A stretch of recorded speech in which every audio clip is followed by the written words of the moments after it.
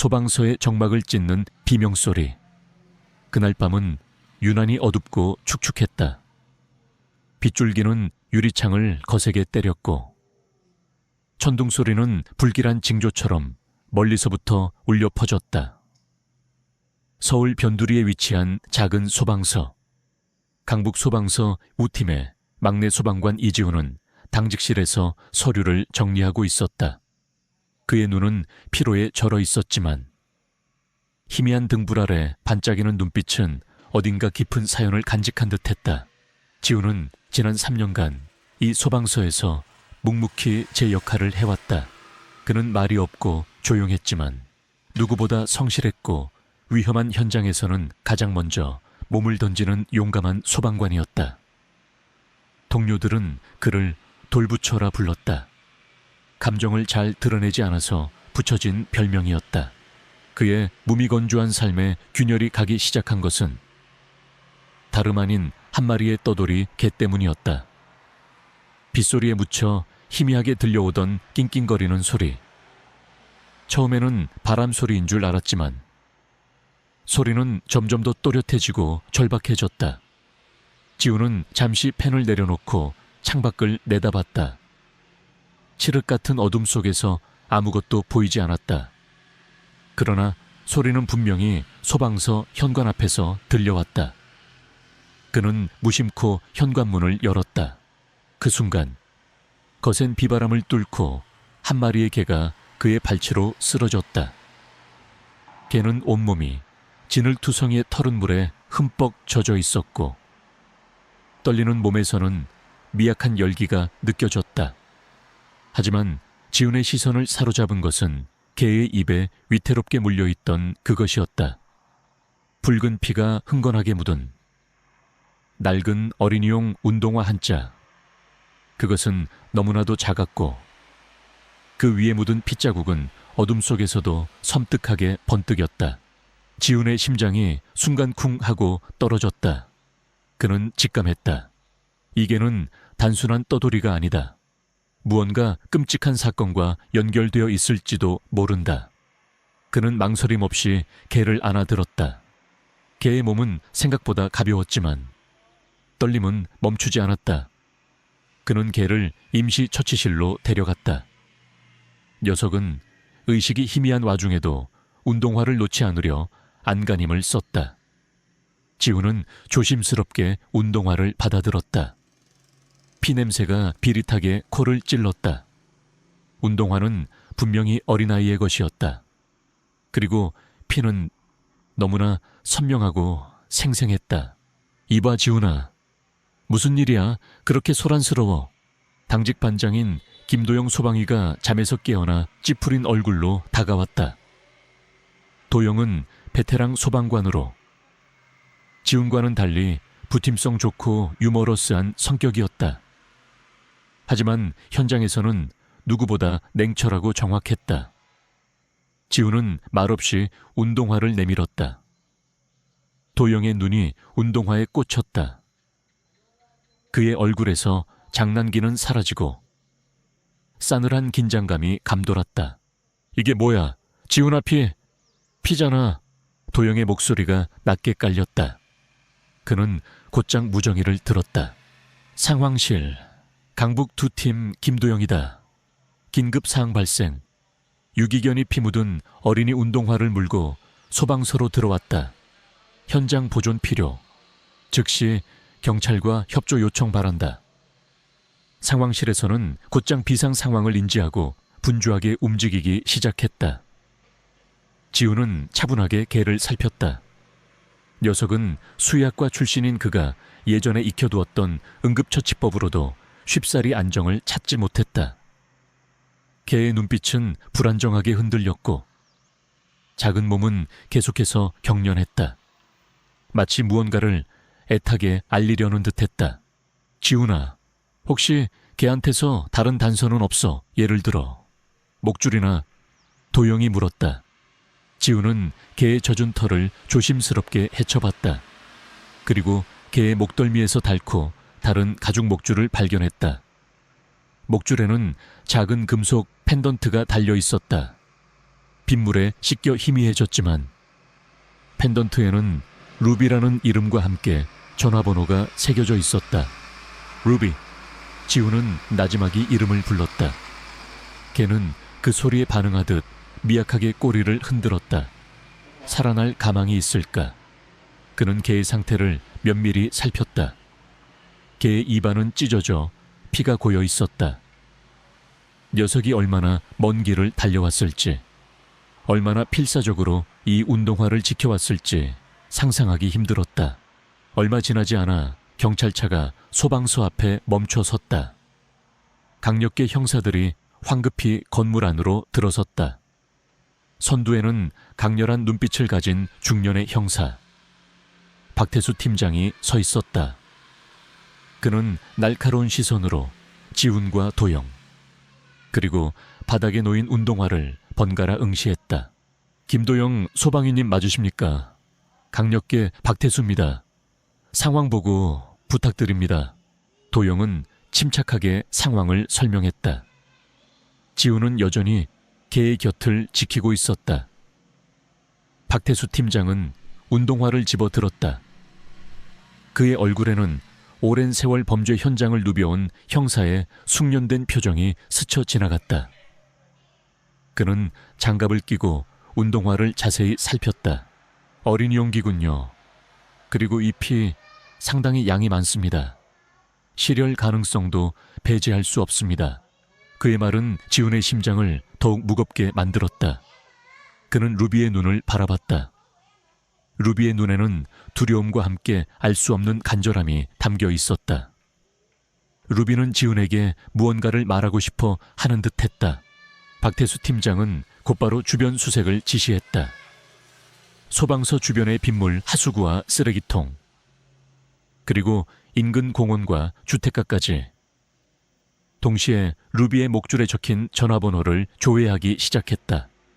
모든 것이 일사천리로 진행되었지만 지훈은 뭔가 석연치 않은 느낌을 지울 수 없었다. 루비는 왜 하필 소방서로 왔을까? 왜 경찰서나 병원이 아닌 소방서였을까? 루비는 의식을 잃어가고 있었다. 지훈은 마음이 급해졌다. 팀장님, 이 개는 제가 응급처치를 계속하겠습니다. 수의사에게 인계해야 할 것 같습니다. 박태수 팀장은 고개를 끄덕였다. 최대한 살려주십시오. 이 개가 유일한 단서가 될 수도 있습니다. 그 말에 지훈은 더욱 힘을 얻었다. 그는 루비를 조심스럽게 들고 소방서 내부에 마련된 작은 임시 치료실로 향했다. 루비의 숨결은 점점 더 약해지고 있었다. 지훈은 루비의 털을 부드럽게 쓰다듬으며 속삭였다. 조금만 더 버텨봐. 네가 뭘 받든 우리가 꼭 밝혀낼 거야. 그 순간 지훈의 뇌리를 스치는 생각 하나, 이 운동화. 낯설지 않았다. 마치 오래전 잊고 싶었던 기억 속에 희미하게 남아있는 파편 같았다. 그는 자신의 기억을 더듬었다. 그리고 섬광처럼 스쳐 지나가는 한 장면. 어두운 골목길, 그리고 피에 물든 작은 운동화. 그는 고개를 세차게 흔들었다. 그 기억은 봉인해 두었던 과거의 악몽이었다.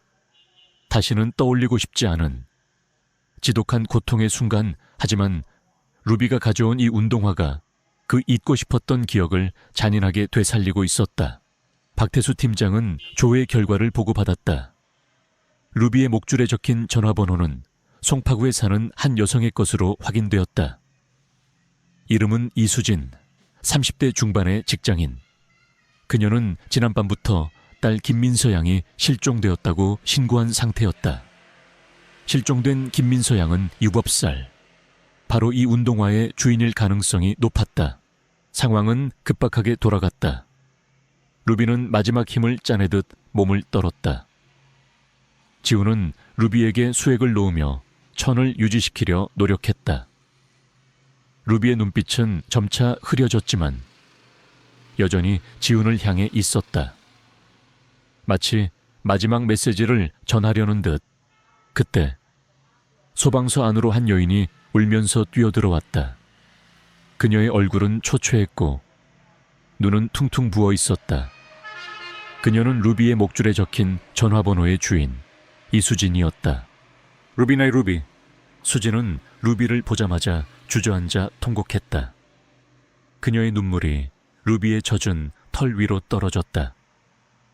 지우는 그녀에게 루비의 상태를 설명하고 운동화를 조심스럽게 건넸다.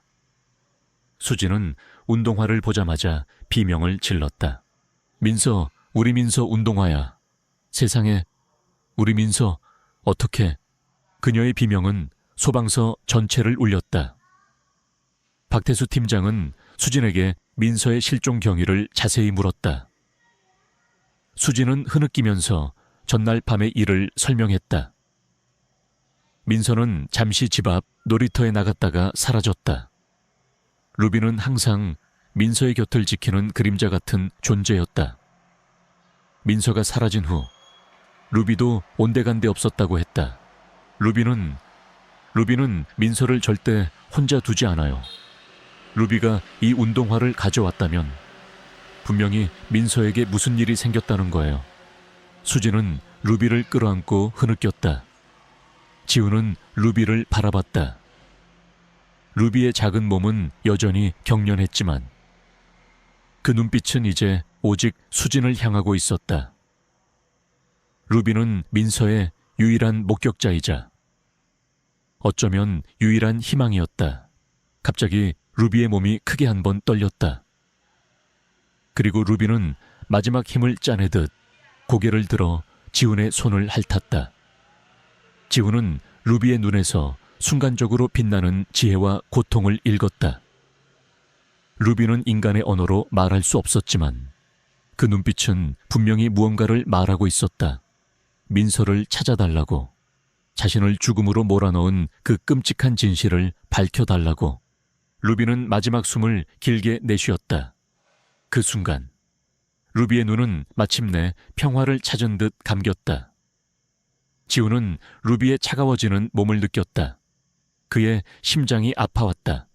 그는 소방관으로서 수많은 죽음을 목격했지만 생명을 구하지 못했을 때의 무력감은 언제나 그를 짓눌렀다. 특히 이렇게 필사적으로 도움을 요청했던 생명 앞에서는 더욱 그러했다. 수진의 절규가 소방서에 가득 울려 퍼졌다. 박태수 팀장은 곧장 수진에게 루비가 발견된 정확한 위치를 확인했고 민서의 실종 현장과 루비가 달려온 경로를 추정하기 시작했다. 루비의 마지막 행동, 피 묻은 운동화를 소방서로 가져온 것은 단순한 우연이 아니었다.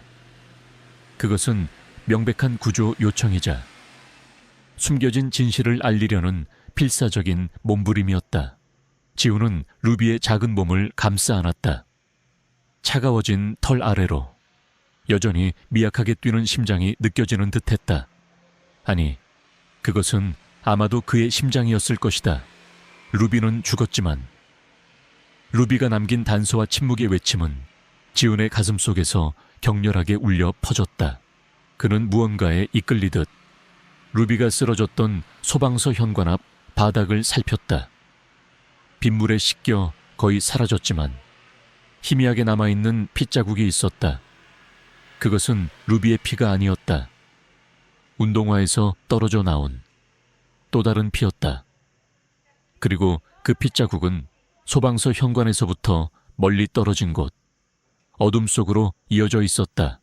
지우는 직감했다. 루비는 단서를 남긴 것이 아니라 스스로가 단서가 되어 이끌었던 것이다. 그의 눈빛이 날카롭게 빛났다. 오랫동안 억눌러 왔던 그의 내면의 불꽃이 다시 타오르기 시작했다.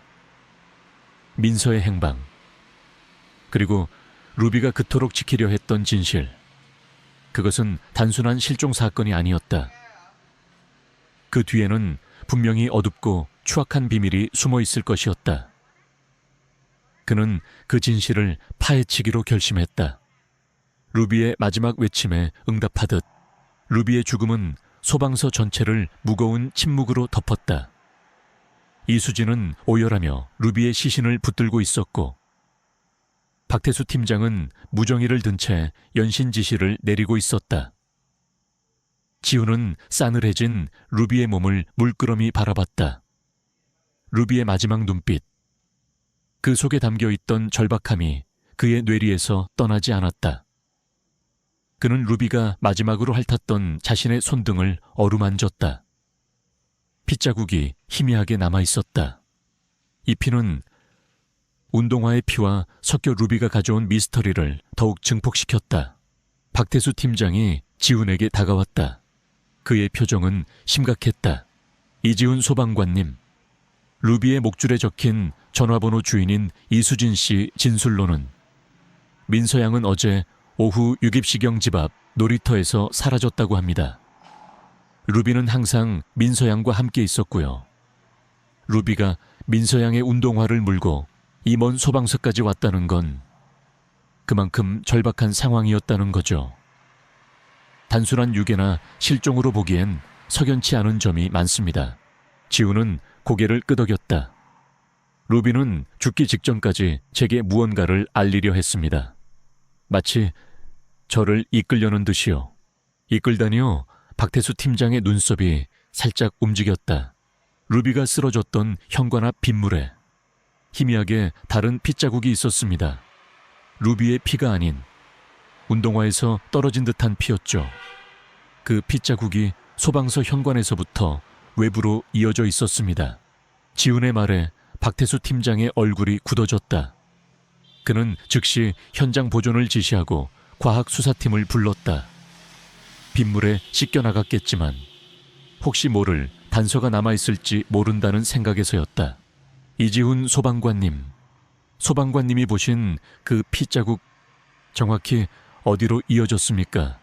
어둠 속이라 자세히는 보이지 않았지만 소방서 뒤편에 있는 오래된 건물 쪽으로 향하는 듯 했습니다. 소방서 뒤편에는 재개발을 앞둔 낡은 공장 건물이 있었다. 폐쇄된 지 오래되어 아무도 드나들지 않는 곳이었다. 박태수 팀장은 긴급하게 수색팀을 꾸렸다. 지훈도 자원해서 수색에 참여했다. 그는 루비의 마지막 메시지를 따라가야 한다는 강한 충동을 느꼈다. 빗줄기는 여전히 거셌지만 그들의 결의를 꺾을 수는 없었다.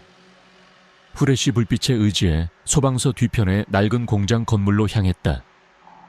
공장 주변은 잡초가 무성하게 자라 있었고 낡은 철문은 녹슬어 있었다. 마치 시간의 흐름이 멈춘 듯 음침한 기운이 감돌았다. 여기에 정말 민서양이 있을까요? 한 수색팀원이 불안한 목소리로 물었다. 루비가 여기까지 왔다면 분명히 뭔가 있을 겁니다. 지훈은 단호하게 말했다. 그의 눈빛은 흔들림 없었다. 루비의 죽음이 그의 내면 깊숙이 잠들어 있던 무언가를 일깨운 듯했다. 수색팀은 조심스럽게 공장 안으로 진입했다. 먼지와 거미줄로 가득한 내부, 낡은 기계들이 을씨년스럽게 서 있었다. 후레쉬 불빛이 닿는 곳마다 그림자가 길게 늘어졌고 발걸음 소리조차 크게 울렸다. 그들은 바닥에 희미하게 남아있는 발자국이나 혈흔을 찾기 위해 필사적으로 노력했다. 얼마쯤 안으로 들어갔을까?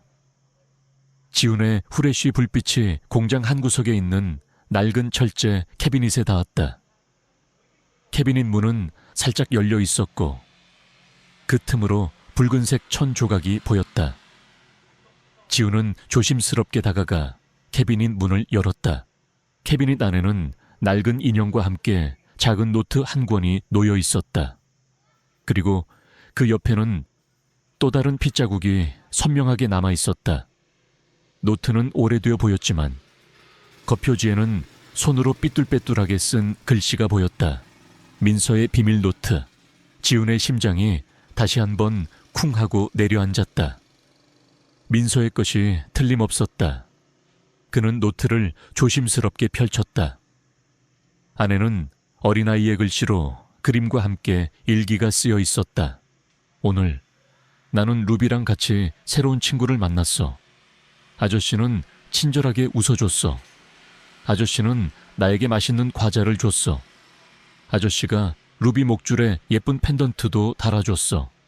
아저씨는 루비에게만 보이는 특별한 집이 있다고 했어. 지훈의 눈썹이 찌푸려졌다. 새로운 친구, 친절한 아저씨, 그리고 루비의 목줄에 달린 펜던트. 분명 루비가 소방서에 올 때 달고 왔던 그 펜던트였다. 누군가가 의도적으로 루비를 이용해 민서를 유인했을 가능성이 높았다. 다음 페이지에는 그림이 그려져 있었다. 어둠 속에 서 있는 커다란 그림자, 그리고 그 그림자 뒤에 숨어 있는 작은 민서의 모습. 그림 속 그림자는 거대하고 위협적이었다. 그리고 그림자 아래에는 이상한 문양 같은 것이 희미하게 그려져 있었다. 지훈은 노트를 박태수 팀장에게 건넸다. 박태수 팀장은 노트를 읽자마자 표정이 굳어졌다. 이건 단순한 실종 사건이 아니군요. 누군가가 민서 양을 의도적으로 유인한 겁니다. 그리고 이 노트의 내용, 루비의 목줄 펜던트는 아저씨가 달아줬다고 했으니 범인은 루비를 통해 민서 양에게 접근한 것이 확실합니다. 루비는 이 모든 걸 알고 있었던 겁니다. 지훈은 루비를 떠올렸다. 루비가 소방서에 도착했을 때 그토록 안간힘을 썼던 이유, 그리고 마지막 눈빛에 담겨있던 절박함. 루비는 민서를 살리기 위해, 그리고 범인의 단서를 알리기 위해 죽으림을 다해 달려왔던 것이다. 그때 박태수 팀장의 무정위에서 다급한 목소리가 들려왔다. 팀장님, 루비의 목줄 펜던트에 대한 추가 정보 확인됐습니다. 펜던트는 특수 제작된 것으로 GPS 추적 장치가 내장되어 있었습니다. 현재 마지막 신호가 잡힌 곳은 수색 팀원들은 일제히 숨을 죽였다. 송파구 외곽에 위치한 오래된 폐병원 건물입니다. 모두의 얼굴에 긴장감이 감돌았다. 폐병원 건물이라면 공장보다 훨씬 더 위험하고 음침한 곳이었다. 그곳은 이미 몇 년 전부터 귀신이 나온다는 소문이 파다했고 인적이 드물어 범죄의 온상이 되기 쉬운 곳이었다. 박태수 팀장은 즉시 모든 수색팀에게 폐병원 건물로 이동할 것을 지시했다. 지훈은 민서의 노트를 꽉 움켜쥐었다. 노트 속에 그려진 거대한 그림자, 그것이 민서를 붙잡아 두고 있는 범인의 정체일까? 그의 가슴 속에서 분노가 치밀어 올랐다. 그들은 공장 밖으로 나왔다. 빗줄기는 여전히 강했지만 지훈의 시야는 그 어느 때보다 또렷했다. 폐병원으로 향하는 길은 멀지 않았다. 하지만 그 길은 단순한 물리적인 거리가 아니었다. 그것은 루비가 죽음의 문턱에서 필사적으로 가리킨 진실을 향한 길이었다. 폐병원 건물은 예상보다 훨씬 더 음산했다. 굳게 닫힌 철문에는 붉은 녹이 슬어 있었고 깨진 유리창들은 앙상한 해골처럼 텅 비어 있었다. 건물 전체에서는 썩은 냄새와 곰팡이 냄새가 뒤섞여 올라왔다. 흡사 죽은 자들의 그림자가 배회하는 듯했다. 수색팀은 조심스럽게 폐병원 안으로 진입했다. 내부는 칠흑 같은 어둠에 휩싸여 있었다. 후레쉬 불빛이 비추는 곳마다 낡은 침대와 의료기구들이 흉물스럽게 널려 있었다. 병원 특유의 소독약 냄새와 함께 피비린내가 희미하게 풍겨왔다. 지훈의 온몸에 소름이 돋았다. 팀장님, 여기 혈흔이 있습니다. 한 형사의 외침에 모두의 시선이 한 곳으로 쏠렸다. 바닥에 희미하게 남아있는 붉은 자국, 비에 씻겨나가기는 했지만 그 형태는 분명했다. 그리고 그 혈흔은 지하로 이어지는 계단 쪽으로 향하고 있었다. 박태수 팀장은 심각한 표정으로 고개를 끄덕였다. 지하로 내려간다. 모두 경계 태세 유지. 지하는 더욱 어둡고 습했다. 곰팡이 냄새는 코를 찔렀고 천장에서는 물방울이 떨어지는 소리가 새우산하게 울렸다. 지훈의 발걸음은 점점 더 빨라졌다. 그의 직감은 민서가 여기에 있음을 강하게 외치고 있었다. 그리고 그 직감은 끔찍한 진실과 연결되어 있었다. 그들은 지하 깊숙한 곳에 다다랐다. 그곳에는 낡은 시체 보관실이 있었다. 철문은 굳게 닫혀 있었고 문틈으로는 희미한 불빛이 새어나왔다. 그리고 안에서는 누군가의 낮은 신음소리가 들려왔다. 안에 사람이 있습니다. 지훈이 외쳤다. 박태수 팀장은 문을 부수려 했지만 철문은 굳게 잠겨 있었다. 지훈은 망설임 없이 소방관의 도끼를 들었다. 그는 도끼로 철문을 거세게 내리쳤다. 쾅쾅 묵직한 소리가 지하 전체를 울렸다. 몇 번의 시도 끝에 철문이 비틀거리며 열렸다. 문이 열리는 순간 그들의 눈앞에 펼쳐진 광경은 참혹했다. 좁고 어두운 시체 보관실 안에는 낡은 철제 침대가 놓여 있었고 그 위에 작은 여자아이가 쓰러져 있었다. 그녀는 얼굴이 창백했고 팔에는 붕대가 감겨 있었다. 바로 김민서 양이었다. 그리고 그 옆에는 한 남자가 앉아 있었다. 남자는 백발이 성성한 노인이었다. 그의 손에는 주사기가 들려 있었고 눈은 광기로 번뜩이고 있었다. 멈춰라. 박태수 팀장이 소리쳤다. 노인은 그들을 보자마자 벌떡 일어섰다. 그의 얼굴에는 섬뜩한 미소가 번졌다. 늦었어. 이미 시작되었으니. 노인은 주사기를 들고 민서에게 다가가려 했다. 지훈은 본능적으로 몸을 던졌다. 그는 노인을 향해 달려들었고 노인과 몸싸움을 벌였다. 노인의 힘은 예상외로 강했다. 광기에 휩싸인 그의 눈은 더욱 붉게 빛났다. 감히 내 실험을 방해하려 해. 이 어리석은 것들. 노인은 지훈의 목을 움켜쥐었다. 그의 소나귀에는 기묘한 문신이 새겨져 있었다. 노트 속 그림에서 보았던 그 알 수 없는 문양이었다. 지훈은 숨이 막혔다. 그의 머릿속에는 루비의 마지막 모습과 민서의 창백한 얼굴이 교차했다. 그는 민서를 구해야 했다. 지훈은 필사적으로 노인의 손을 뿌리쳤다. 그리고 노인의 가슴팍을 향해 주먹을 날렸다. 노인은 비틀거리며 뒤로 물러섰다. 그 틈을 타 박태수 팀장과 다른 형사들이 노인을 제압했다. 지훈은 곧장 민서에게 다가갔다. 민서의 몸은 차가웠고 의식은 희미했다. 그는 소방관으로서 배운 응급처치 지식을 총동원해 민서의 상태를 살폈다. 민서의 팔에 난 상처에서는 피가 흐르고 있었다. 노인이 주사기를 들고 있었던 것을 감안하면 민서의 피를 뽑아냈을 가능성이 높았다. 민서야, 정신 차려. 아저씨가 왔어. 지훈은 민서의 이름을 불렀다. 민서는 미약하게 눈을 떴다. 흐릿한 시선으로 지훈을 바라보던 민서의 입에서 작은 목소리가 새어나왔다. 루비는 괜찮아. 지훈의 눈시울이 붉어졌다. 민서는 죽음의 문턱에서도 루비를 걱정하고 있었다. 지훈은 민서의 손을 잡았다. 루비는 괜찮아. 루비가 너를 찾으러 왔어. 루비가 아저씨를 여기로 데려왔단다. 그 말에 민서의 얼굴에 희미한 미소가 번졌다. 그리고 민서는 다시 의식을 잃었다. 박태수 팀장은 노인을 포박했다. 노인은 여전히 광기 어린 미소를 지으며 중얼거렸다. 내 실험은 실패하지 않아. 민서의 피는 그 힘은 닥쳐. 박태수 팀장이 노인의 뺨을 때렸다. 경찰은 즉시 노인을 신문하기 시작했다. 노인의 정체는 밝혀졌다. 그는 한때 유명했던 생명공학자 강민석 교수였다.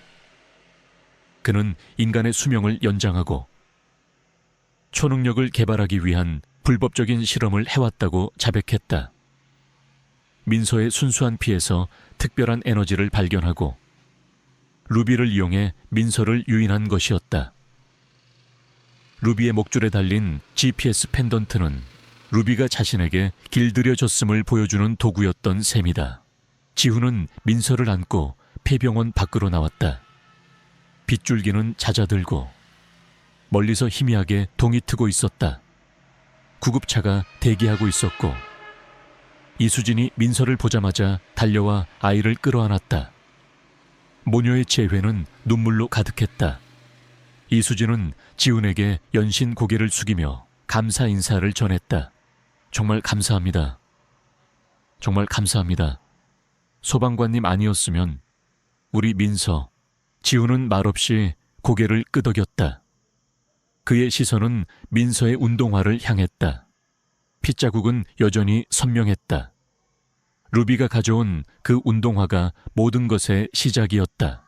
민서는 병원으로 이송되었고 생명에는 지장이 없다는 소식에 모두가 안도했다. 강민석 교수는 경찰서로 연행되어 조사를 받게 되었다.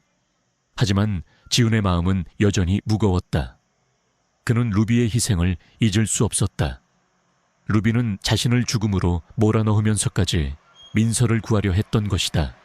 그날 이후 지훈은 한동안 루비의 죽음과 민서의 사건에 시달렸다. 그의 꿈속에는 루비의 마지막 눈빛과 민서의 창백한 얼굴이 계속해서 나타났다. 그는 루비의 죽음이 헛되지 않았음을 증명하기 위해, 그리고 이와 같은 비극이 다시는 일어나지 않도록 하기 위해 뭔가 해야 한다고 생각했다.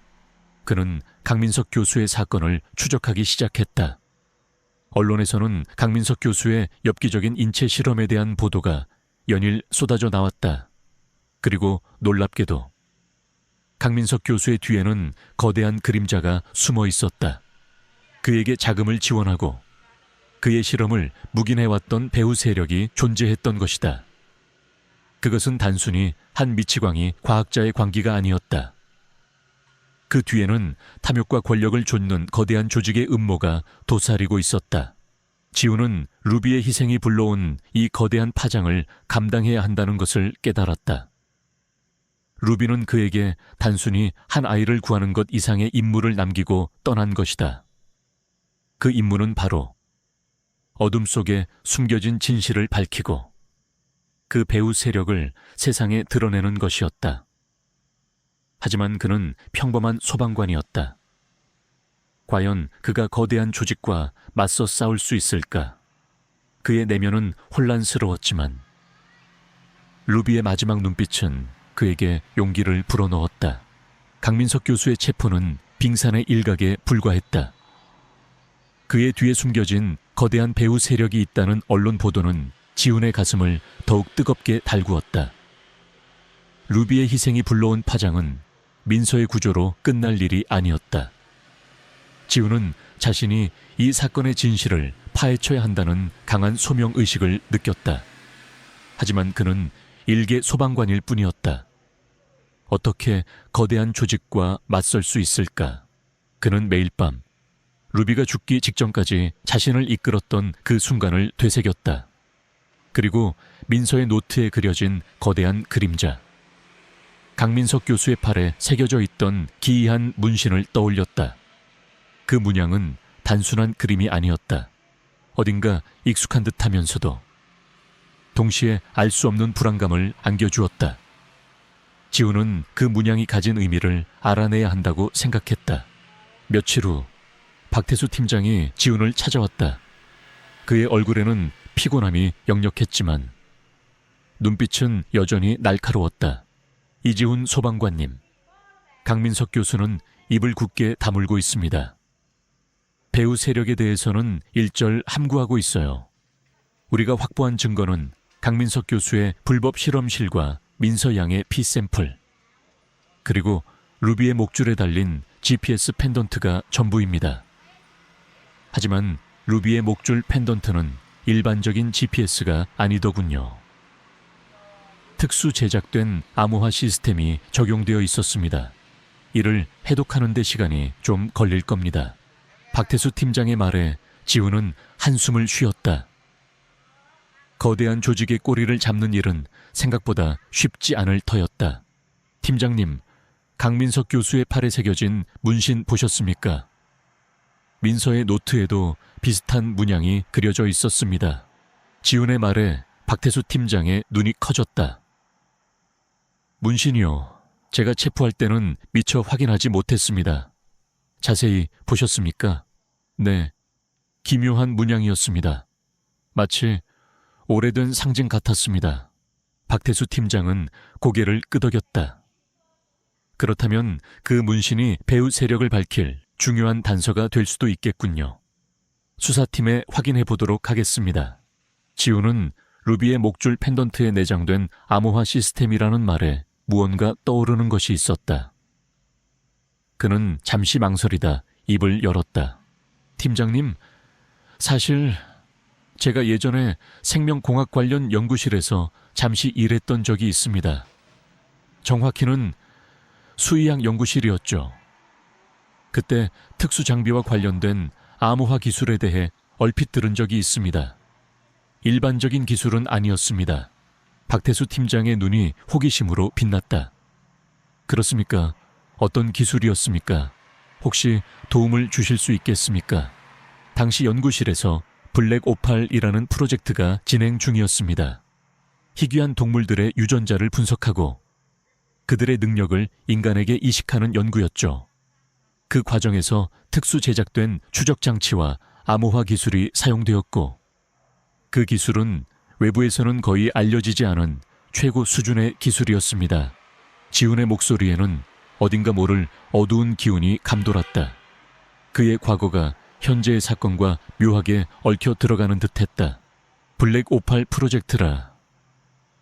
박태수 팀장은 중얼거렸다. 그 연구실이 어디였습니까? 지금도 운영 중입니까? 10년 전 갑작스러운 화재로 연구실이 전소되었습니다. 그 이후로는 재건되지 않았습니다. 당시 저는 그 연구실에서 실습생으로 있었고 화재 당시 연구실에 있었지만 운 좋게 탈출할 수 있었습니다. 그 이후로 저는 모든 것을 잊고 소방관의 길을 걷게 되었습니다. 지훈의 목소리는 점점 더 낮아졌다.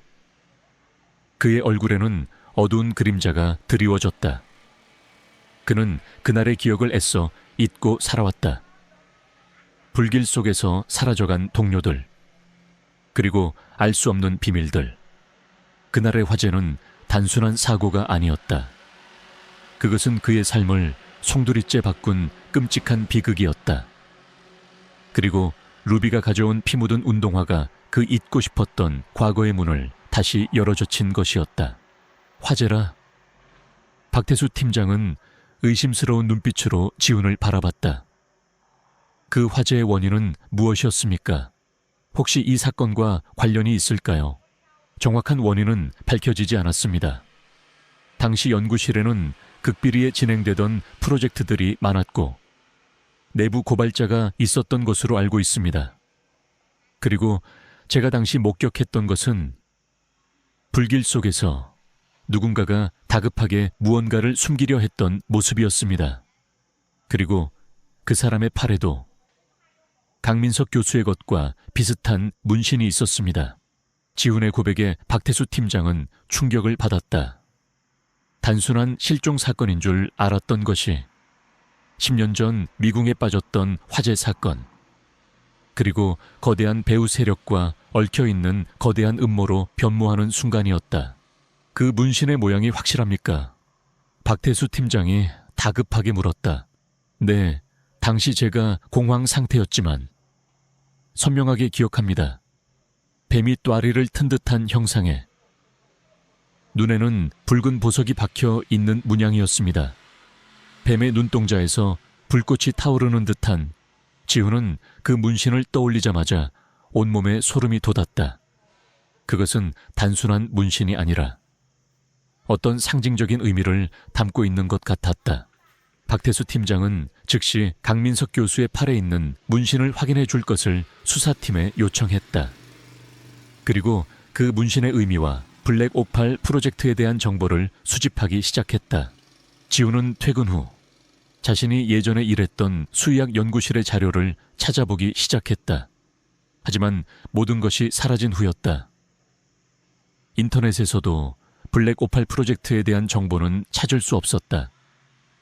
마치 존재하지 않았던 것처럼 누군가가 의도적으로 모든 흔적을 지운 듯했다.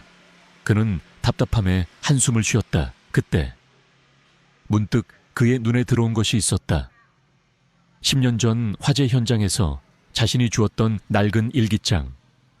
당시 그는 정신이 없어 일기장을 읽어볼 겨를이 없었고 그 이후로는 애써 그 기억을 봉인해 두었다. 일기장은 먼지가 쌓인 상자 속에서 발견되었다. 일기장은 낡고 해져 있었지만 내용은 선명하게 남아 있었다. 일기장의 주인은 지훈이 실습생으로 있을 때 그를 친절하게 대해주었던 선배 연구원 김민준 박사였다. 일기장에는 김민준 박사가 블랙오팔 프로젝트에 대해 느끼는 불안감과 의문이 상세하게 기록되어 있었다. 오늘 나는 그들이 루비의 유전자를 조작하려는 것을 목격했다. 루비는 평범한 개가 아니었다. 그녀는 지훈의 눈이 커졌다. 루비, 김민준 박사의 일기장에 루비의 이름이 등장했다. 그것도 10년 전에. 루비는 민서의 개가 아니었다. 루비는 블랙오팔 프로젝트와 연관된 개였던 것이다. 지훈은 일기장을 계속 읽어 내려갔다. 김민준 박사는 블랙오팔 프로젝트의 실체가 인간의 유전자를 조작하여 초인을 만들려는 비인간적인 실험이라는 것을 알게 되었다. 그리고 그 실험에는 강민석 교수가 깊이 연루되어 있었다. 김민준 박사는 이 사실을 외부에 알리려 했지만 그들에게 발각되어 목숨의 위협을 받고 있었다. 화재가 발생했던 그날 밤, 김민준 박사는 이 사실을 폭로하기 위해 연구실로 돌아왔고 지훈은 그곳에서 그를 마지막으로 봤던 것이다. 그리고 마지막 페이지에는 충격적인 내용이 적혀 있었다. 나는 루비의 몸에 최후의 희망을 심어두었다. 그녀는 단순한 개가 아니다. 그녀는 기억을 가지고 있다. 내가 그들에게 잡히기 전 그녀에게 진실을 전했다. 만약 내가 사라진다면 루비는 언젠가 진실을 세상에 알릴 것이다. 그녀는 내가 유일하게 믿는 희망이다. 지훈의 손이 떨렸다. 루비는 단순한 개가 아니었다. 그녀는 기억을 가지고 있었다. 김민준 박사가 남긴 진실을. 루비가 피 묻은 운동화를 소방서로 가져온 것은 단순한 본능이 아니었다. 그것은 김민준 박사가 심어둔 세상의 진실을 알리려는 필사적인 메시지였다. 루비는 그 진실을 자신에게 그리고 세상에 전하기 위해 죽음을 무릅쓰고 달려왔던 것이다. 그는 루비의 마지막 눈빛을 다시 떠올렸다. 그 눈빛 속에 담겨있던 지혜와 간절함. 루비는 죽어가면서도 자신이 가진 기억을 자신에게 전달하려 했던 것이다. 하지만 어떻게 루비의 기억을 읽을 수 있을까? 그때 그는 김민준 박사의 일기장 마지막 구절을 다시 읽었다. 루비의 몸에 최후의 희망을 심어두었다. 희망은 무엇을 의미할까? 그리고 루비의 몸에 심어두었다는 것은 무엇을 의미할까? 지훈은 루비의 시신이 안치되어 있는 동물병원으로 향했다. 루비는 이미 부검을 위해 준비되고 있었다. 지훈은 수의사에게 루비의 몸을 자세히 살펴봐 달라고 요청했다. 특히 목줄 펜던트와 연결된 부분에 집중해 달라고 했다. 수의사는 의아한 표정이었지만 지훈의 간곡한 요청을 거절할 수 없었다. 루비의 몸을 자세히 살피던 수의사가 작은 금속 칩을 발견했다. 그것은 목줄 펜던트와 연결된 루비의 귀 뒤쪽에 이식되어 있었다. 매우 작아서 육안으로는 거의 보이지 않는 칩이었다. 이지훈 소방관님, 이건 평범한 칩이 아닙니다. 이식용 메모리 칩 같습니다. 이런 건 처음 봅니다. 지훈은 심장이 쿵 하고 울렸다. 이것이 바로 김민준 박사가 루비에게 심어둔 최후의 희망이자 기억길 터였다. 그는 조심스럽게 칩을 받아들었다. 칩은 작고 차가웠지만 그 안에 거대한 진실이 담겨 있을 것이라는 확신이 들었다. 그는 칩을 가지고 박태수 팀장에게 향했다. 박태수 팀장은 강민석 교수의 팔에 있는 문신이 지훈이 설명한 것과 똑같다는 보고를 받고 경악한 상태였다. 그리고 블랙58 프로젝트에 대한 정보가 철저하게 은폐되어 있다는 사실에 수사팀 전체가 난항을 겪고 있었다. 지훈은 박태수 팀장에게 루비의 몸에서 발견된 메모리 칩과 김민준 박사의 일기장을 내밀었다.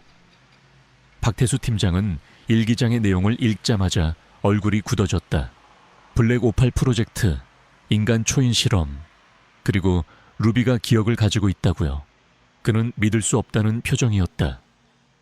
하지만 지훈의 눈빛은 흔들림 없었다.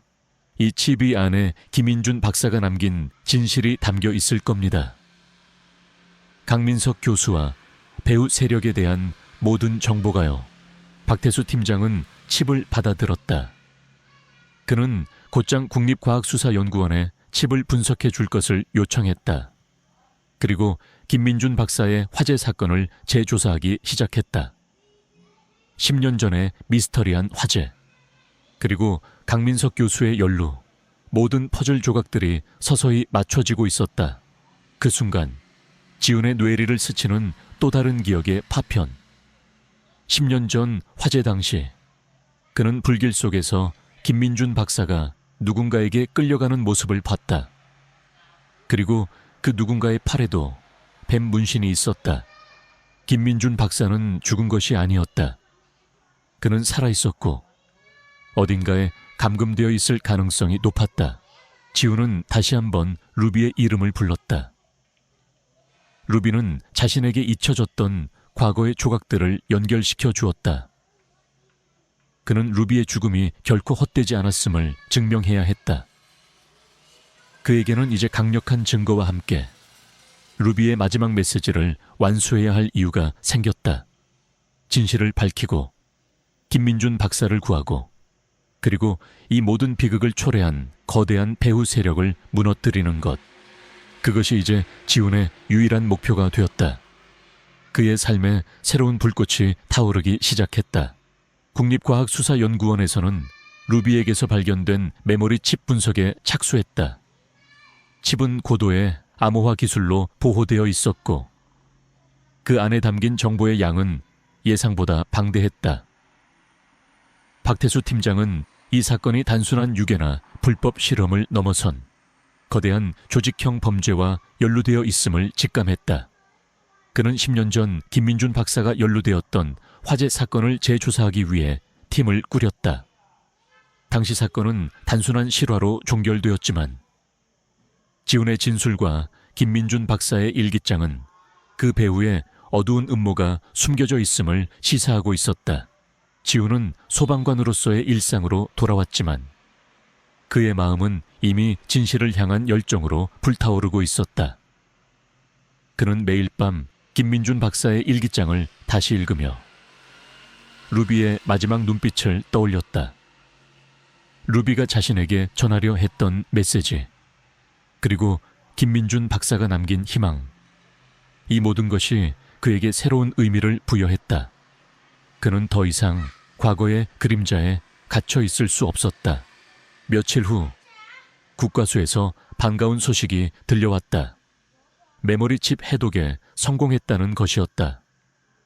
박태수 팀장은 지훈을 즉시 경찰서로 불렀다. 브리핑룸에는 긴장감이 가득했다. 스크린에는 복잡한 데이터와 함께 여러 인물들의 사진이 떠 있었다. 이지훈 소방관님. 이 칩 안에는 김민준 박사가 지난 10년간 추적해온 모든 정보가 담겨 있었습니다. 블랙58 프로젝트의 실체, 강민석 교수의 불법 실험 내용, 그리고 이 모든 것을 총괄하고 지원해 온 배후 세력에 대한 상세한 기록들이죠. 박태수 팀장의 목소리는 낮게 깔렸지만 그 속에는 분노와 결의가 담겨 있었다. 이 조직의 이름은 아난타입니다. 힌두 신화에 등장하는 영원한 뱀의 이름에서 따왔다고 합니다. 그들이 추구하는 것은 인간의 한계를 뛰어넘는 초월자를 만드는 것입니다. 강민석 교수는 그들의 생체 실험 총책임자였고요. 그리고 10년 전 김민준 박사가 이들의 비밀을 외부에 폭로하려 하자 아난타는 연구실 화재를 위장하여 그를 납치하고 모든 증거를 인멸했습니다. 지우는 스크린에 떠오른 사진들을 응시했다. 아난타의 수뇌부로 보이는 인물들, 그들의 얼굴에는 교만함과 잔혹함이 뒤섞여 있었다. 그리고 그들의 팔에는 김민준 박사의 일기장에서 언급되었고 강민석 교수의 팔에도 새겨져 있던 뱀 문신이 선명하게 보였다. 김민준 박사는 아난타의 지하 연구시설에 감금되어 있었던 것으로 확인됩니다. 그들은 김민준 박사의 뛰어난 두뇌를 이용해 자신들의 프로젝트를 완성시키려 했습니다. 민서양의 피가 그들에게 중요한 열쇠가 되었던 것이죠. 민서양은 루비와 같은 특별한 유전자를 가진 아이들을 찾는 과정에서 발견된 아난타의 다음 실험 대상이었던 겁니다.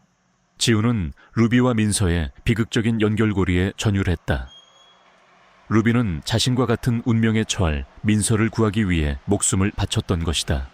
이 칩 안에는 아난타의 핵심 연구시설과 그들의 거점 위치, 그리고 수뇌부의 정보가 담겨 있습니다. 김민준 박사는 모든 위험을 감수하고 이 칩의 자료를 기록하고 루비를 통해 외부에 전달하려 했던 겁니다.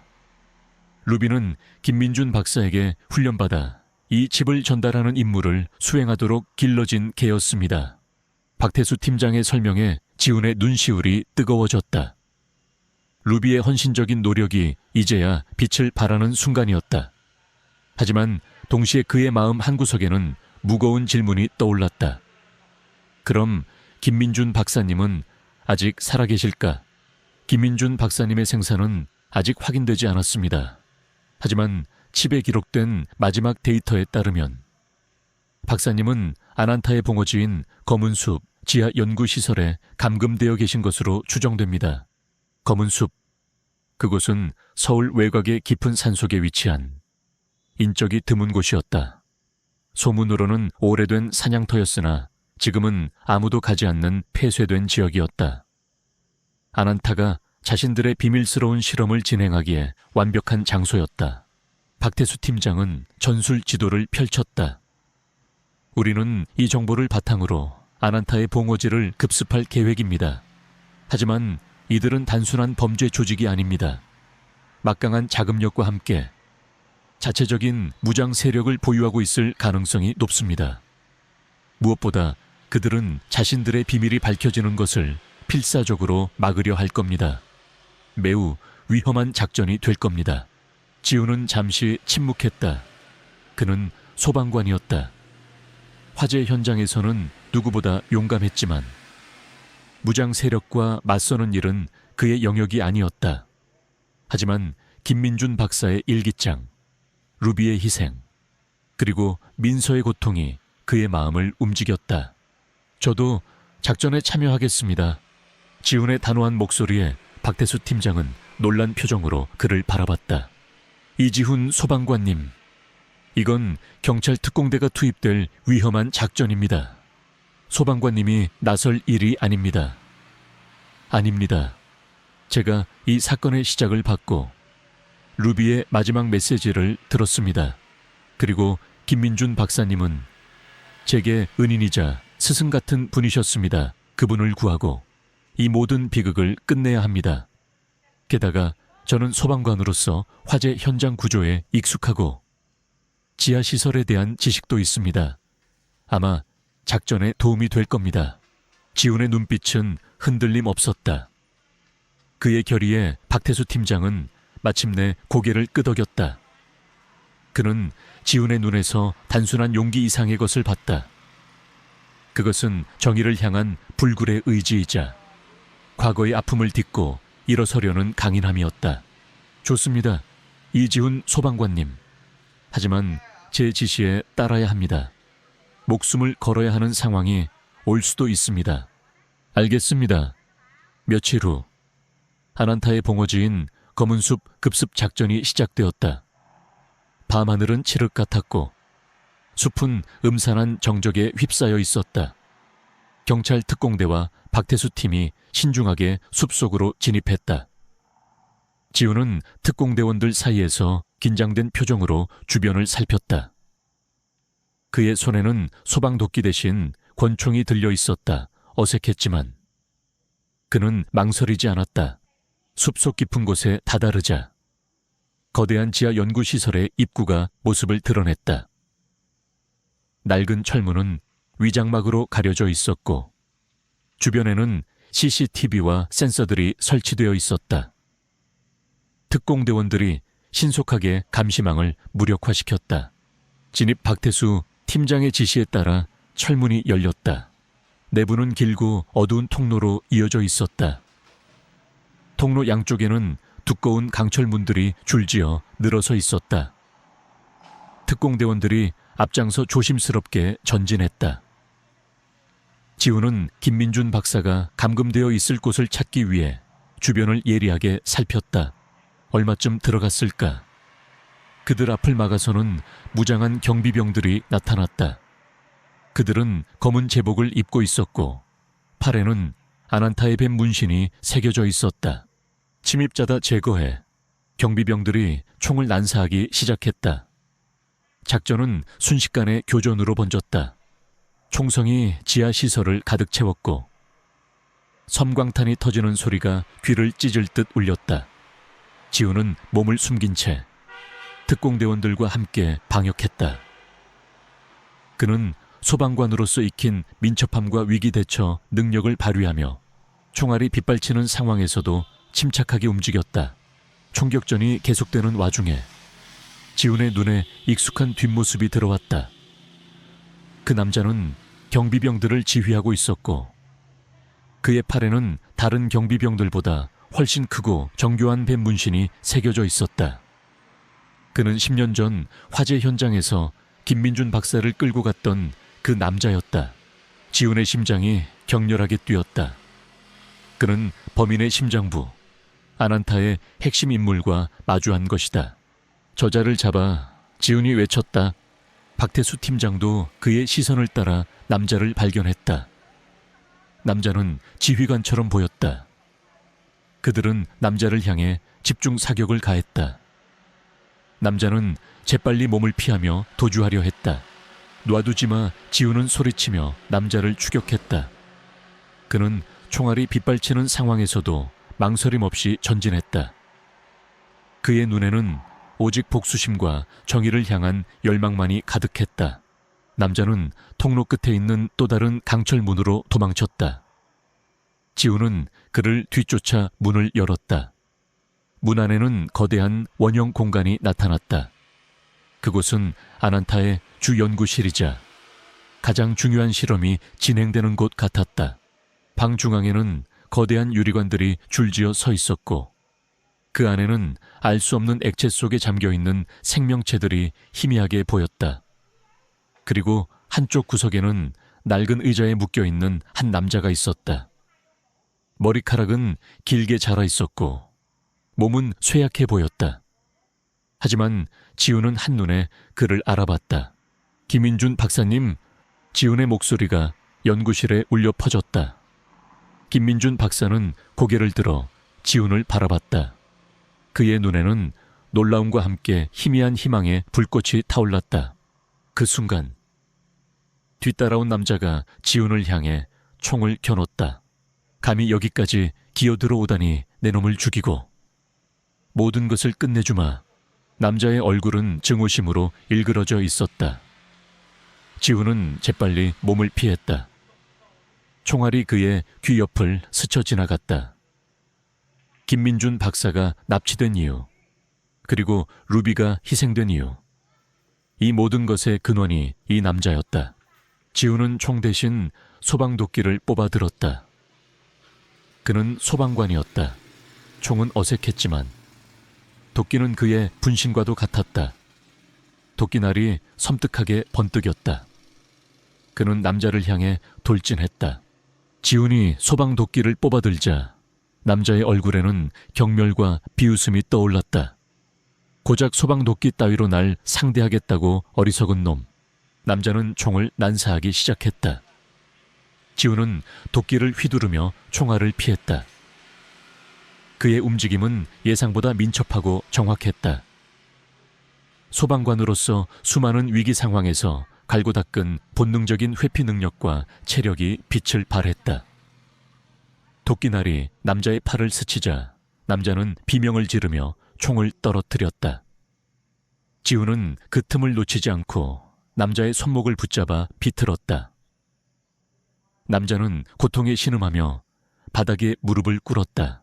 내 놈이 김민준 박사님을 납치하고 루비를 죽였어. 지훈의 목소리에는 분노가 서려 있었다. 남자는 비틀린 자세에서도 비웃음을 잃지 않았다. 크하하하, 겨우 그깟게 한 마리와 미쳐버린 과학자 따위가 뭐라고. 내게 대항하겠다고. 나는 아난타의 아슈라다. 불멸의 힘을 가진 자, 너희 같은 미물들과는 차원이 다르다. 아슈라. 그는 아난타의 뱀 문신이 가장 크고 화려하게 새겨져 있던 인물이었다. 그리고 10년 전 화재 현장에서 김민준 박사를 끌고 갔던 장본인이었다. 지우는 아슈라의 팔에 있는 문신을 향해 도끼를 겨눴다. 내 놈의 불멸의 힘이 어디까지인지 확인해주지. 그 순간 아슈라의 눈빛이 섬뜩하게 변했다. 그의 팔에 새겨진 뱀 문신이 붉게 빛나기 시작하더니 아슈라의 몸에서 검은 연기가 피어올랐다. 연기는 순식간에 그의 몸을 뒤덮었고 아슈라는 거대한 뱀의 형상으로 변하기 시작했다. 그의 몸은 비늘로 뒤덮였고 손톱은 날카로운 발톱으로 변했으며 얼굴은 뱀처럼 길게 늘어졌다. 지우는 경악했다. 이것은 초자연적인 현상이었다. 아난타가 추구하던 초월자가 바로 이런 것이었단 말인가. 아슈라는 변신이 끝나자마자 지훈을 향해 거대한 꼬리를 휘둘렀다. 지훈은 재빨리 몸을 날려 피했지만 꼬리가 휘두른 강한 바람에 몸이 휘청거렸다. 어리석은 인간, 나의 힘을 보아라. 아슈라의 목소리는 뱀처럼 찢어지고 낮게 깔렸다. 지훈은 당황했지만 이내 정신을 차렸다. 그는 소방관이었다. 예측 불가능한 현장에서 수많은 위험과 마주해왔다. 괴물 같은 존재라 할지라도 그에게는 맞서 싸울 이유가 있었다. 루비의 희생, 민서의 고통, 그리고 김민준 박사의 구원을 위해서라도 물러설 수 없었다. 그는 아슈라의 움직임을 살폈다. 거대한 뱀의 몸은 빠르고 강력했다. 지우는 좁은 공간을 이용해 아슈라의 공격을 피하며 약점을 찾으려 했다. 그때 아슈라의 뱀눈이 김민준 박사를 향했다. 저 쓸모없는 과학자부터 처리해야겠군. 아슈라는 김민준 박사를 향해 달려들었다. 지우는 필사적으로 아슈라의 앞을 막아섰다. 그는 도끼를 휘둘러 아슈라의 몸통을 공격했지만 도끼날은 비늘에 튕겨나갔다. 크하하하. 내 몸은 그깟 쇠붙이 따위로 상처 입힐 수 없다. 아슈라의 웃음소리가 연구실을 가득 채웠다. 지우는 밀려 넘어졌다. 그는 아슈라의 거대한 발톱이 자신을 덮치는 것을 피하려 몸부림쳤다. 그때 밖에서 총소리가 들려왔다. 박태수 팀장과 특공대원들이 경비병들을 제압하고 연구실로 진입한 것이었다. 이지훈 소방관님, 괜찮으십니까? 박태수 팀장이 소리쳤다. 박태수 팀장은 아슈라의 기괴한 모습에 놀랐지만 이내 냉정을 되찾았다. 그는 즉시 특공대원들에게 아슈라를 향해 집중 사격을 지시했다. 총알이 빗발쳤지만 아슈라의 비늘에는 아무런 피해도 입히지 못했다. 소용없다. 너희 같은 하찮은 것들은 날 막을 수 없어. 아슈라는 거대한 몸을 휘둘러 특공대원들을 공격했다. 특공대원들은 속수무책으로 당할 수밖에 없었다. 지우는 이대로는 안 된다고 생각했다. 그는 아슈라의 약점을 찾아야 했다. 뱀 문신이 붉게 빛나던 순간, 그리고 그의 팔에 새겨진 문신. 그곳이 약점일까? 지우는 다시 한번 아슈라의 팔에 있는 문신을 응시했다. 문신은 아슈라의 힘의 원천처럼 보였다. 만약 저 문신이 약점이라면 그는 아슈라의 공격을 유인하며 주변을 살폈다. 연구실 한쪽에는 고압 전류가 흐르는 거대한 전선 다발이 늘어져 있었다. 지우는 번뜩이는 아이디어를 얻었다. 아슈라가 뱀의 형상으로 변했다면 전기에 약할 수도 있지 않을까. 뱀은 감각이 예민하고 신경계가 발달했기에 고압 전류에 더욱 치명적일 수 있었다. 팀장님, 저 전선 다발을 이용해야 합니다. 지훈이 소리쳤다. 박태수 팀장은 지훈의 의도를 알아차렸다. 그는 특공대원들에게 전선을 향해 사격하여 전력을 끊을 것을 지시했다. 동시에 다른 대원들은 아슈라의 시선을 끌기 위해 공격을 퍼부었다. 지훈은 아슈라의 공격을 피하며 전선 다발 쪽으로 유인했다. 아슈라는 지훈을 잡으려 달려들었고 그 순간 박태수 팀장이 지시한 사격으로 전선 다발이 끊어졌다. 스파크가 튀었고 거대한 정의 불꽃이 연구실을 밝혔다. 지금이다. 지훈은 망설임 없이 도끼를 휘둘러 끊어진 전선 다발을 아슈라의 몸에 던졌다. 고압 전류가 아슈라의 몸을 타고 흘렀다. 뱀의 형상으로 변했던 아슈라의 몸이 격렬하게 경련했다. 비늘은 검게 타들어갔고 그의 몸에서는 괴로운 비명소리가 터져 나왔다. 크악 이럴 수가. 감히 미물 따위가. 아슈라의 몸에서 검은 연기가 더욱 거세게 피어올랐다. 뱀의 형상이 일그러지기 시작하더니 본래의 인간 모습으로 돌아왔다. 그의 몸은 전기에 감전되어 심하게 타 있었고 팔에 새겨진 뱀 문신은 검게 변색되어 있었다. 아슈라는 바닥에 쓰러져 경련했다. 박태수 팀장은 즉시 아슈라를 제압하고 수갑을 채웠다. 그는 지훈에게 엄지손가락을 치켜 세웠다. 대단합니다. 이지훈 소방관님, 어떻게 그런 생각을...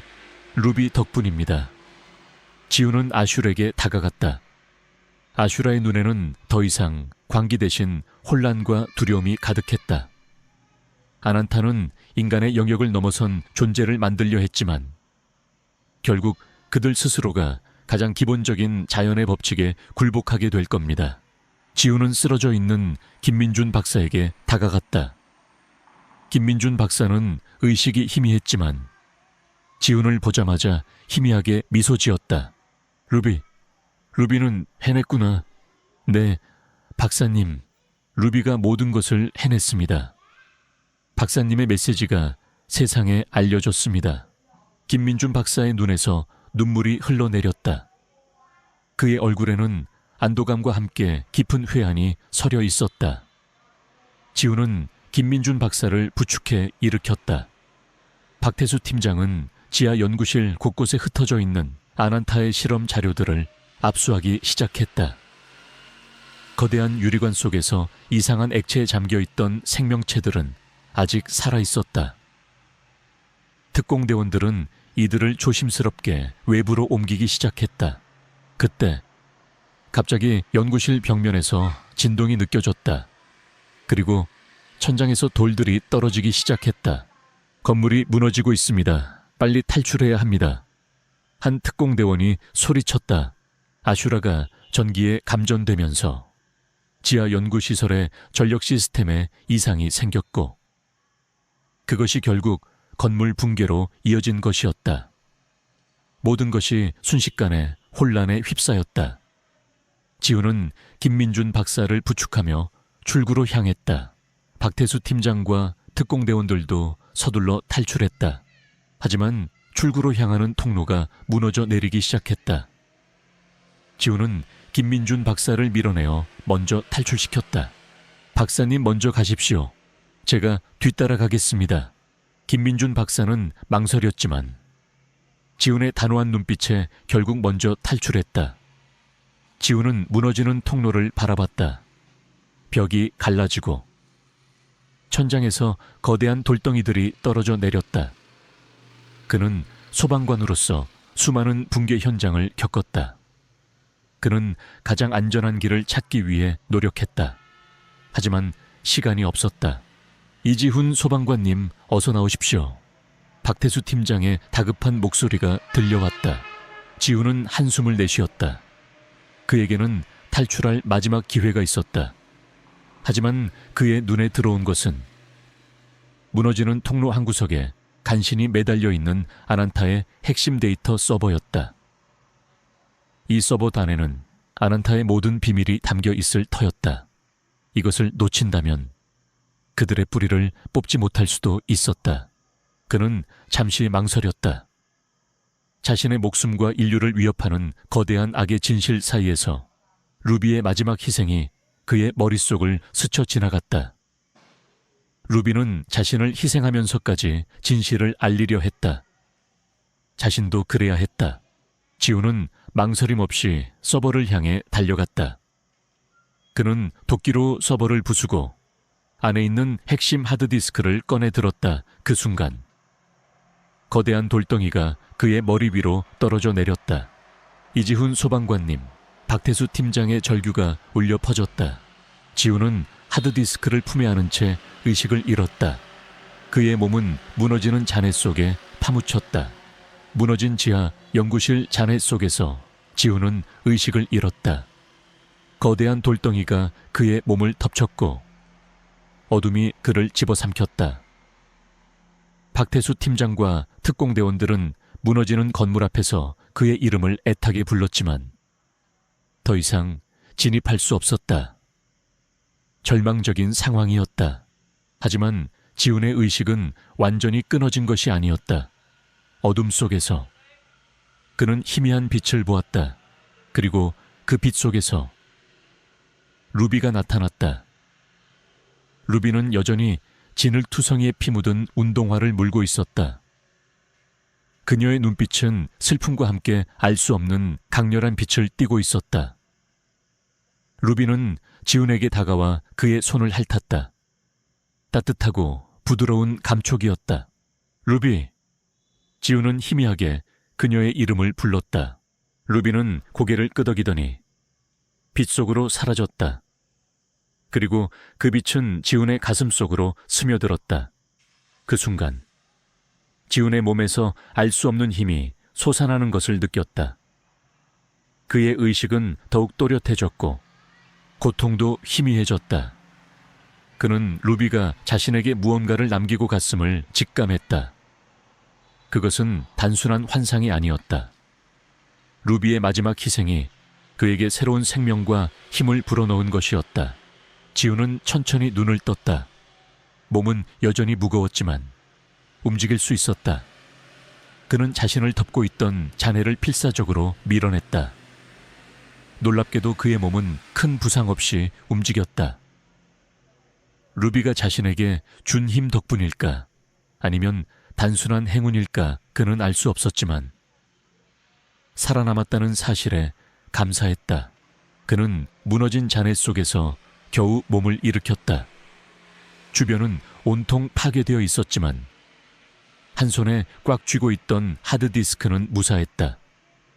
지훈은 다시 한번 루비의 이름을 불렀다.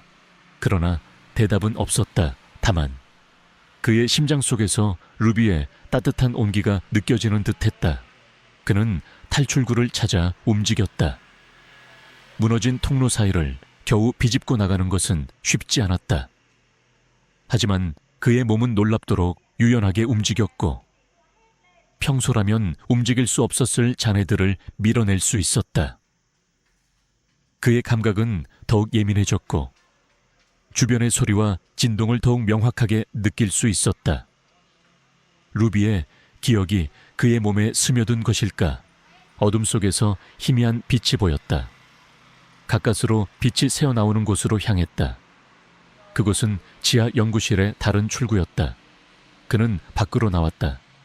빗줄기는 완전히 그쳐 있었고 새벽의 붉은 노을이 하늘을 물들이고 있었다. 지훈은 깊은 숨을 들이쉬었다. 살아남았다는 안도감과 함께 임무를 완수했다는 성취감이 밀려왔다. 그는 박태수 팀장에게 연락했다. 박태수 팀장은 그의 목소리를 듣자마자 감격해서 말을 잇지 못했다. 이지훈 소방관님 살아계셨군요. 정말 다행입니다. 지훈은 자신이 무사하다는 것을 알리고 김민준 박사의 상태를 물었다. 김민준 박사는 병원으로 이송되었고 의식은 회복되었지만 오랫동안 감금되어 있었던 탓에 건강이 매우 좋지 않다는 소식을 들었다. 지훈은 마음이 아팠지만 그가 살아있다는 사실에 안도했다. 곧이어 박태수 팀장과 구급대원들이 현장에 도착했다. 지훈은 구급대원들의 응급처치를 받았다. 의료진은 그의 몸에 큰 외상이 없다는 사실에 놀라워했다.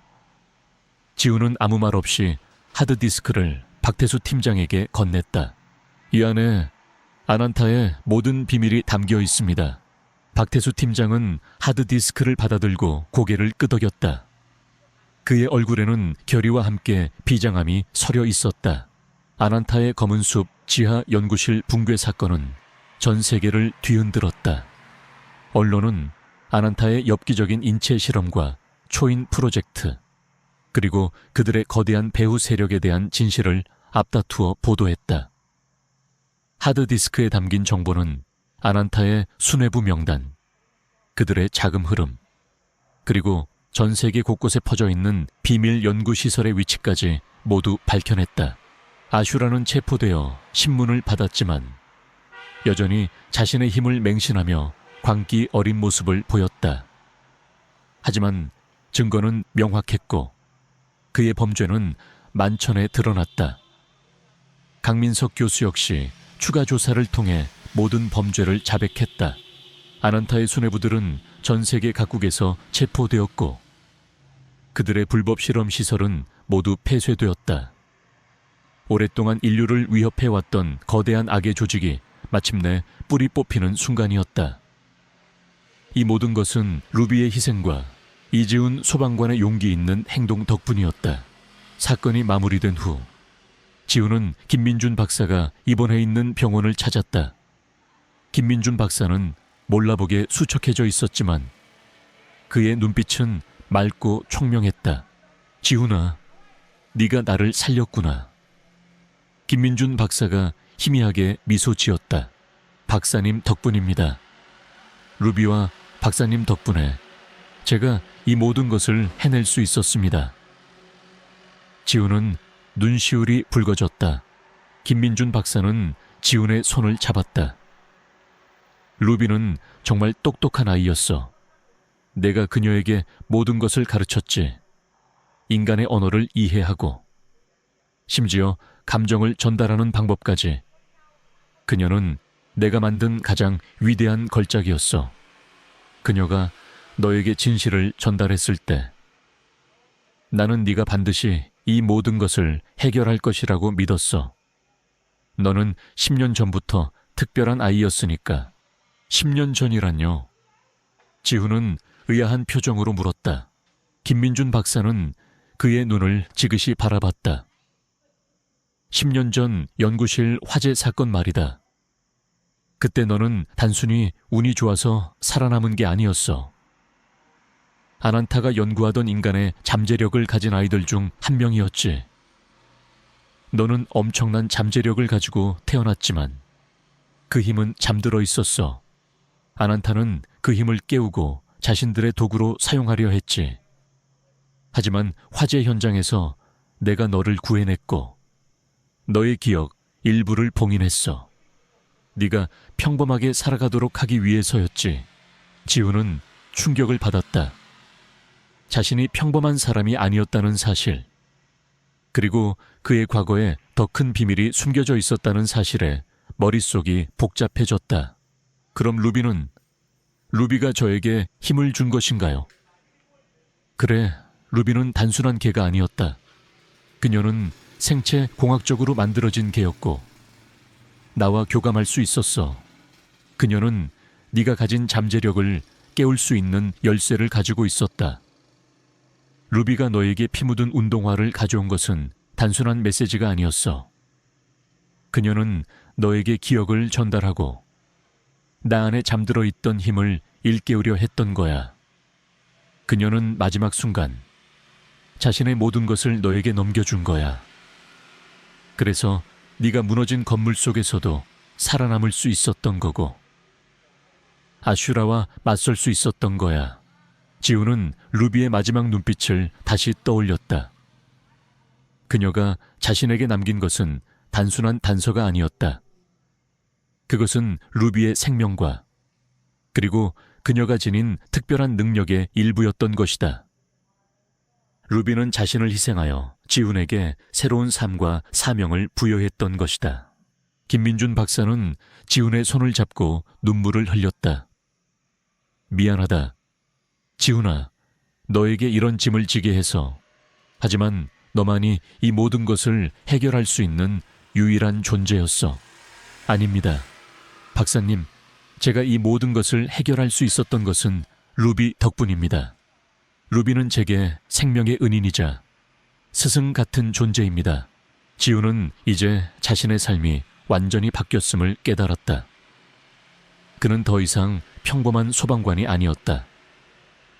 루비가 준 힘, 그리고 김민준 박사가 봉인했던 그의 잠재력. 그는 이제 아난타와 같은 어둠의 세력이 다시는 세상에 발붙이지 못하도록 감시하고 약한 자들을 보호해야 할 사명을 지니게 되었다. 그는 루비의 마지막 희생이 결코 헛되지 않았음을 증명하기 위해 새로운 삶을 살아가기로 결심했다. 그의 가슴 속에는 루비의 따뜻한 온기가 영원히 함께할 것이었다. 김민준 박사의 고백은 지훈의 세계를 송두리째 뒤흔들었다. 자신이 평범한 인간이 아니라는 사실, 그리고 10년 전 화재의 진실과 루비의 마지막 희생이 자신에게 새로운 힘을 부여했다는 사실은 혼란스러웠지만 동시에 거대한 사명을 안겨주었다. 그는 루비의 따뜻한 온기가 스며든 가슴을 만졌다. 그녀가 남긴 것은 단순히 생명의 은혜를 넘어선 미지의 힘이자 새로운 삶의 방향이었다. 김민준 박사는 회복 후 경찰의 보호를 받으며 아난타 잔당 추적에 협력했다. 그의 천재적인 두뇌는 아난타가 숨겨놓은 마지막 비밀 연구실의 위치를 파악하는 데 결정적인 도움을 주었다. 그곳은 아난타의 수뇌부가 체포되기 직전 자신들의 마지막 희망이라 불리던 프로젝트 오메가를 진행하던 곳이었다. 프로젝트 오메가는 아난타의 최종 목표인 완벽한 초월자를 탄생시키는 것이었다. 지우는 소방관으로서의 본분을 잠시 미루고 박태수 팀장과 함께 아난타의 마지막 거점을 급습하는 작전에 동참했다. 이번에는 특공대원들 외에 김민준 박사도 함께였다. 박사님은 과거의 잘못을 바로잡고 아난타의 모든 흔적을 세상에서 지워버리겠다는 결의에 차 있었다. 아난타의 마지막 연구실은 북쪽 지방의 깊은 산속, 폐쇄된 군사기지 지하에 숨겨져 있었다. 눈 덮인 상기를 뚫고 도착한 기지는 음침한 정적에 휩싸여 있었다. 지훈의 감각은 더욱 날카로워져 있었다. 그는 희미하게 느껴지는 기운들을 감지하며 앞장섰다. 루비의 힘이 그의 오감을 더욱 예민하게 만든 것이었다. 이곳의 마지막 오메가 프로젝트가 진행 중일 겁니다. 김민준 박사가 떨리는 목소리로 말했다. 아난타는 그들의 최후의 걸작을 이곳에 숨겨두었습니다. 그들은 인간의 한계를 넘어선 존재를 만들려고 했죠. 하지만 그것은 괴물을 만드는 것과 다름없습니다. 지하로 이어지는 통로는 미로처럼 복잡했다. 지우는 선두에 서서 주변의 작은 소리에도 귀를 기울였다. 그의 눈은 어둠 속에서도 빛을 감지하는 듯했다. 그는 벽에 새겨진 희미한 문양을 발견했다. 아난타의 뱀 문양이었다. 팀장님, 이쪽입니다. 지훈의 안내로 그들은 순조롭게 길을 찾아갔다. 얼마 지나지 않아 거대한 강철문이 나타났다. 문은 두껍고 견고하게 잠겨 있었다. 특공대원들이 문을 폭파하려 했지만 지훈이 그들을 제지했다. 잠시만요. 이 문은 단순히 잠긴 게 아닙니다. 어떤 에너지 필드로 보호되고 있는 것 같습니다. 지우는 손을 들어 문에 가까이 댔다. 그의 손에서 희미한 빛이 뿜어져 나왔고 강철문에 그려진 뱀 문양이 반응하듯 빛났다. 그리고 놀랍게도 굳게 닫혔던 문이 소리를 내며 천천히 열리기 시작했다. 박태수 팀장과 특공대원들은 지훈의 능력에 경악했다. 지훈은 루비의 힘을 통해 아난타의 기술과 교감할 수 있게 된 것이었다. 문이 열리자 거대한 연구실이 그들 눈앞에 펼쳐졌다. 연구실 중앙에는 거대한 원통형 유리관이 놓여 있었다. 유리관 안에는 알 수 없는 투명한 액체가 가득 차 있었고 그 속에는 인간의 형상을 한 존재가 잠들어 있었다. 그것은 놀랍도록 아름다운 동시에 섬뜩한 존재였다. 피부는 창백했고 은발의 머리카락은 액체 속에서 길게 흩날렸다. 그 존재의 팔목에도 아난타의 뱀 문신이 희미하게 새겨져 있었다. 저것이 프로젝트 오메가입니다. 김민준 박사의 목소리가 떨렸다. 아난타가 지난 수십 년간 루비와 같은 특별한 유전자를 가진 생명체들의 힘을 모아 만든 그들의 궁극적인 결과물입니다. 불멸의 생명력과 초월적인 힘을 지닌 존재를 만들려 했던 것이죠. 그때 연구실 한 구석에서 낡은 실험복을 입은 한 노인이 나타났다. 그는 강민석 교수보다 훨씬 나이가 많아 보였고 그의 눈은 광기로 번뜩이고 있었다. 그의 얼굴에는 거대한 흉터가 길게 나 있었다. 감히 나의 걸작을 방해하려 드는가? 노인은 소리쳤다. 나는 아난타의 최고 과학자, 닥터 제갈량이다. 이 오메가는 인류를 구원할 유일한 존재가 될 것이다. 너희 같은 미물들은 나의 위대한 업적을 이해할 수 없어. 닥터 제갈량은 아난타의 실질적인 수뇌부이자 모든 실험을 총괄해온 인물이었다. 그가 10년 전 화재 당시 김민준 박사를 납치한 장본인이기도 했다. 닥터 제갈량, 이제 모든 것이 끝났습니다. 당신의 광기는 인류를 파멸시킬 뿐입니다. 박태수 팀장이 총을 겨눴다. 어리석은 것들, 너희가 나의 힘을 감당할 수 있을 것 같으냐? 닥터 제갈량은 손을 들어 유리관을 향해 알 수 없는 주문을 외우기 시작했다. 유리관 안의 액체가 격렬하게 흔들리더니 잠들어 있던 오메가의 눈이 천천히 뜨였다. 오메가의 눈동자는 붉게 빛나고 있었다. 안 돼, 저 존재를 깨우면 안 됩니다. 김민준 박사가 절규했다. 저것은 아직 통제 불능 상태입니다. 깨어나면 모든 것을 파괴할 겁니다. 오메가가 유리관 안에서 움직이기 시작했다. 강한 에너지 파장이 연구실을 뒤흔들었다. 특공대원들이 총을 난사했지만 에너지 필드에 막혀 아무런 소용이 없었다. 지우는 망설이지 않았다. 그는 오메가가 깨어나기 전에 유리관을 파괴해야 했다. 그는 소방도끼를 들고 유리관을 향해 달려들었다. 멈춰라, 감히 나의 걸작을 파괴하려 드는가? 닥터 제갈량이 지훈의 앞을 막아섰다. 그의 손에서 알 수 없는 에너지가 뿜어져 나왔다. 지훈은 닥터 제갈량의 공격을 피하며 도끼를 휘둘렀다. 닥터 제갈량은 재빨리 몸을 피했지만 도끼날이 그의 어깨를 스쳤다. 닥터 제갈량은 비명을 지르며 뒤로 물러섰다. 지훈은 곧장 유리관으로 달려갔다. 그는 도끼를 들어 유리관을 내리치려 했다. 하지만 유리관은 생각보다 단단했다. 그의 도끼가 튕겨나갔다. 오메가는 점점 더 격렬하게 움직였다. 유리관에 금이 가기 시작했다. 그 순간 지훈의 손에서 루비가 준 힘이 다시 한번 폭발했다. 그의 손에서 뿜어져 나온 빛이 도끼날에 스며들었다. 도끼는 마치 살아있는 것처럼 붉게 빛나기 시작했다. 지훈은 모든 힘을 모아 다시 한번 유리관을 내리쳤다. 구왕! 귀를 찢는 듯한 소리와 함께 유리관이 산산조각 났다. 투명한 액체가 쏟아져 내렸고 오메가의 몸이 바닥으로 쓰러졌다. 오메가의 붉게 빛나던 눈은 이제 희미해져 있었다. 닥터 제갈량은 자신이 만든 걸작이 파괴되는 것을 보고 절규했다. 아니야. 나의 오메가, 나의 꿈이 박태수 팀장과 특공대원들이 닥터 제갈량을 제압했다. 닥터 제갈량은 마지막까지 발버둥 쳤지만 이미 그의 광기는 막을 내렸다. 연구실은 아난타의 잔재와 파괴된 오메가의 잔해로 가득했다.